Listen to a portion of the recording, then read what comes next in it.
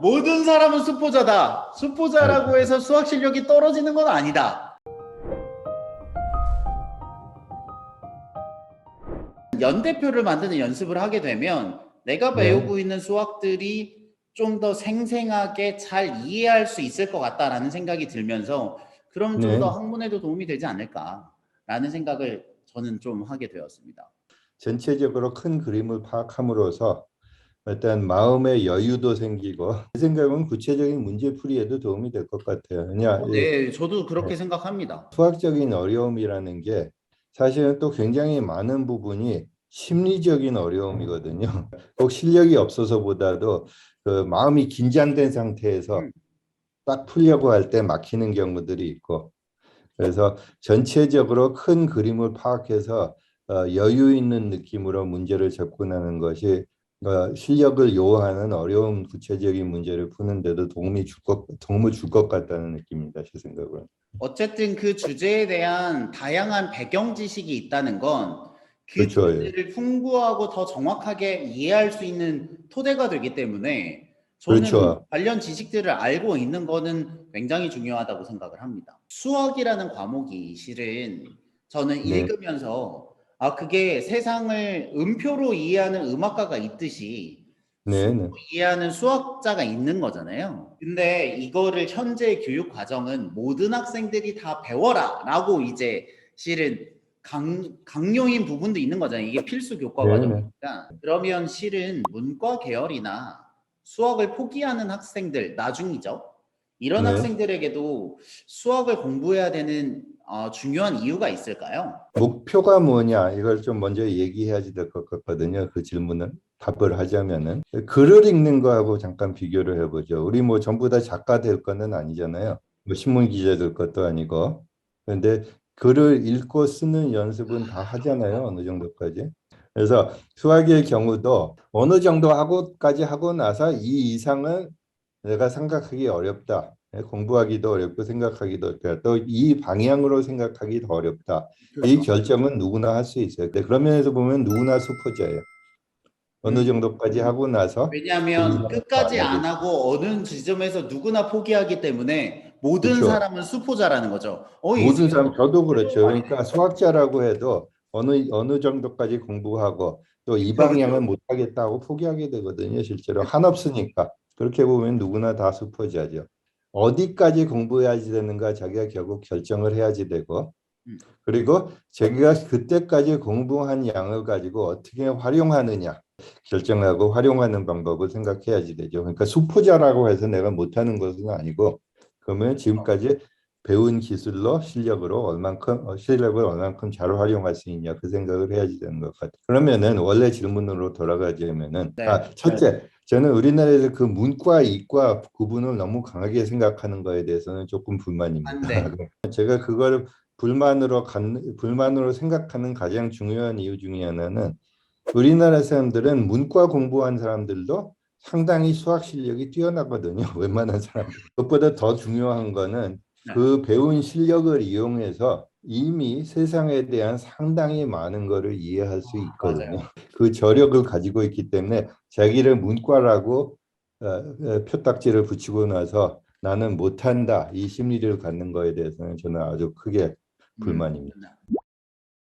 수학이 무엇이냐 물어보면은 이건 참 어려운 질문이잖아요. 그래서 저도 항상 거기에 대한 답을 잘 주지는 못했는데 처음에 말하자면 이 대화의 시작적인 역사에 대한 얘기로 돌아가서 역사적인 관점에서 보면은 세상을 탐구하다가 그렇죠. 세상을 탐구하는 언어와 사고가 정확하고 섬세하고 말씀하신 것처럼 예리하게 만들어 가다 보면은 저절로 수학을 하게 되는 것 같아요. 제가 교수님을 뵙고 실제로 보면서 좀 더 느꼈는데 책을 볼 때도 느꼈지만 확실히 수학과 역사의 덕후 뭐 이런 말 쓰는데 이렇게 정말 심취해 계신 듯한 느낌이 들었거든요. 그런 교수님께서 이 역사와 결부해서 이 책을 내셨잖아요. 책을 어떤 마음으로 내셨는지가 좀 궁금합니다. 정직하게 말씀드릴 수 있는 의도는 제가 공부하는 데 도움이 될 것 같아서 책을 내게 됐고요. 그런 이제 모티베이션이 제일 강했던 것 같습니다. 근데 그러면서도 음, 약간 더 포부가 생기기도 했어요. 쓰면서. 왜냐하면은 쓰면서 이제 제가 좀 잘 아는 부분들도 있고 지식이 허술한 부분들도 있고 이런 부분들이 좀 여러 가지가 조금 다양하게 있었거든요. 그런데 지식이 허술한 부분에 대해서도 제가 정도는 던질 수 있지 않을까 이런 느낌은 또 있었어요. 그러면서 조금 역사와 수학 사이의 접점 그리고 역사에서 수학이 한 역할 그다음에 역사의 영향을 또 수학이 받은 역할, 맞습니다. 받은 과정 이런 모든 것들에 대해서 약간 새로운 시각을 던져주는 질문은 할 수 있지 않을까 이 포부는 갖게 됐습니다. 예, 책을 요약을 쓰면서. 하면 교수님은 기본적으로 세상을 바라보는 창인 수학에 관심이 있으셨고 그러다 네네. 보니까 세상을 바라보는 또 다른 창은 역사에 관심이 있으셨다가 이제 네네. 가장 본질적인 이유는 본인의 이제 정리를 위해서 네네. 하시기도 했지만 그러한 두 개의 분야를 엮으면서 새롭게 탄생하는 부분들에 대한 질문을 던짐으로써 그 네네. 사람들에게 생각할 수 있는 거리를 제공해주고 네, 싶었다라는 그렇죠. 게 제가 이해한 게 맞는 건가요? 맞습니다. 제가 장황하게 설명했는데 너무 정리를 잘해 주셨네요. 책 속에서 교수님이 가지신 생각과 순수한 질문이 잘 담겨졌다는 생각이 저는 들었고요. 제가 가지고. 가르치고 있던 이 피타고라스라든지 예를 들면 네. 이런 것이 뭐 그냥 직각삼각형의 빗변을 구하는 게 아니라 기하라는 것을 좌표평면에 넣어서 대수로 환산할 수 있는 그 발상을 제공했다라는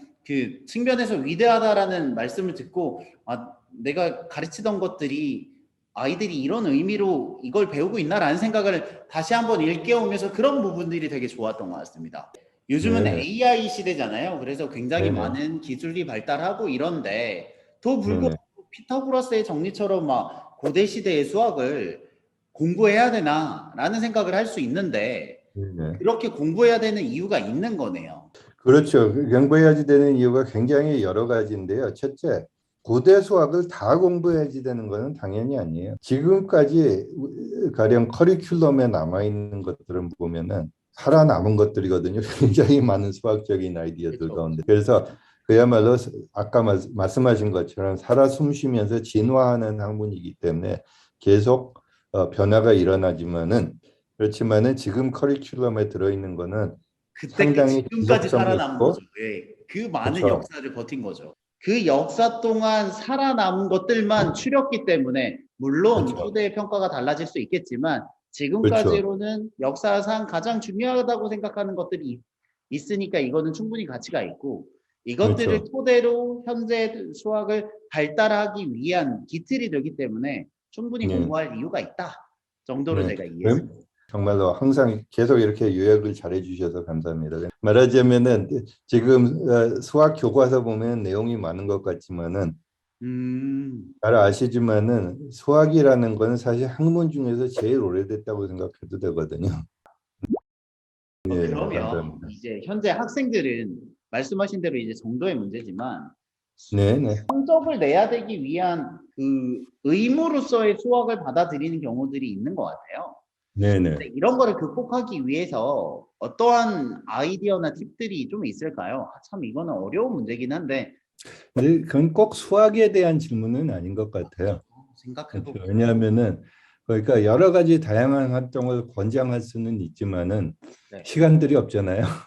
지금 현재 학생들한테 해줄 수 있는 뾰족한 말이 많지는 않은 것 같아요. 거기에 대해서 지금 상황에 적응해야지 되기 때문에. 근데 시험이 하는 역할이 또 있기는 있거든요. 그렇죠. 시험이 아니면 실은 공부를 안 하죠. 그것뿐만 아니라 자기가 공부하고 싶은 것도 시험을 봄으로 해서 아, 더 잘 맞네요. 알게 되는 것들이 많거든요. 맞죠, 맞죠, 맞죠. 그러니까 탐구하는 시간, 창의적으로 사고하는 시간, 그냥 공상하는 시간, 그다음에 시험 보는 시간 음, 이런 것들이 다 상호보완적으로 하는 역할은 있는 것 같아요. 음. 저는 교수님이랑 이야기하면서 네. 저는 저자분들이랑 얘기하면서 항상 이 생각이 드는데 수학회 뭐 문제풀이만 하다가 산으로 데려가서 너가 배우고 있는 수학이란 게 너무 의무가 아니라 이런 느낌이 있어라는 신선한 공기를 주시는 듯한 느낌이 들어서 되게 몸이 가벼워지는 느낌 있잖아요. 뭐 예, 감사합니다. 그렇게. 네, 숲에 가면 네, 힐링이 되는 것처럼 약간 그런 네. 느낌이 들어서 굉장히 좋았고요. 네, 네. 제가 있는 구독자들이나 이 책을 읽으시는 분들에게 그런 느낌이 좀 전달이 되었으면 좋겠다는 생각을 했습니다. 예, 감사합니다. 형님. 네, 혹시나 그 구독자분들이나 이 책을 읽는 독자분들에게 하시고 싶은 말씀이 있으시다면 어떤 게 있을까요? 이게 되게 재밌네요. 전 재밌었습니다. 웬만한 사람들은 지금 음, 학생들도 그렇고 사실 어른들도 그렇고 상당히 수학적인 자원을 많이 가지고 계시거든요, 이미. 이미 수학적인 자원을 많이 가지고 있다, 우리들은. 그렇죠. 그러니까 근데 물론 학생 때는 그걸 더 키우려고 노력을 해야지 되죠, 당연히. 그런데 어른이 되고 나서도 있는 자원을 가지고 할 수 있는 거는 굉장히 많아요. 보면은. 그래서 수학이 장벽이 되지 않으면 좋겠기 때문에 안 했으면 하는 마음에서 저도 이제 책을 쓰고 있거든요. 수학 그러니까 세상을 이해하는 얘기를 아까부터 여러 번 했는데 이해하려고 하다 보면 장벽이 여기저기서 생길 수 있는데 그 중에 대표적인 장벽 중에 하나가 수학인 것 같아요. 현대 세상에서는 그렇죠. 많은 학문의 수학화 때문에 그리고 그렇죠. 세상에 파악하는 도구의 정량화 때문에 그렇죠. 그렇죠. 그래서 그 장벽을 넘어갈 수 있는 저력을 근데 많은 사람들이 이미 가지고 있거든요. 그런 그러니까 거네요. 알고 보니 너는 히어로였어처럼 우리는 수학 네네 못한다고 해서 나는 수학이랑 상관이 없고 수학으로 직업을 삼지도 않으니까 난 수학이 중요하지 않아 라고 생각하겠지만 기본적으로 대한민국의 사람이라면 그 역량이 수학적 역량이 많으니까 그 역량을 그렇죠. 잘 발휘해서 네네 수학이라는 과목이 장벽으로 인식되지 않았으면 좋겠다라는 마음이 있으시다라는 말씀으로 이해는 그렇죠. 네, 바로 그렇습니다. 그리고 약간 그걸 좀 웃기게 표현하자면은 웃긴 사실은 이게 굉장히 사실적인 표현인데 수포자라고 해서 수학 실력이 없는 게 아니거든요. 대단한. 맞네요. 모든 사람은 수포자다. 네, 수포자라고 해서 수학 실력이 떨어지는 건 아니다라는 말씀이시네요. 그렇죠. 수학포자들 중에서 수학 실력 뛰어난 사람이 굉장히 많거든요. 인터뷰를 해주신 김민영 교수님께 다시 한번 감사의 말씀을 드립니다. 네, 아니요, 감사합니다. 아니요. 초대해 주셔서 정말 감사합니다. 여러분들의 교육을 응원합니다. 저는 대치동 캐슬이었습니다.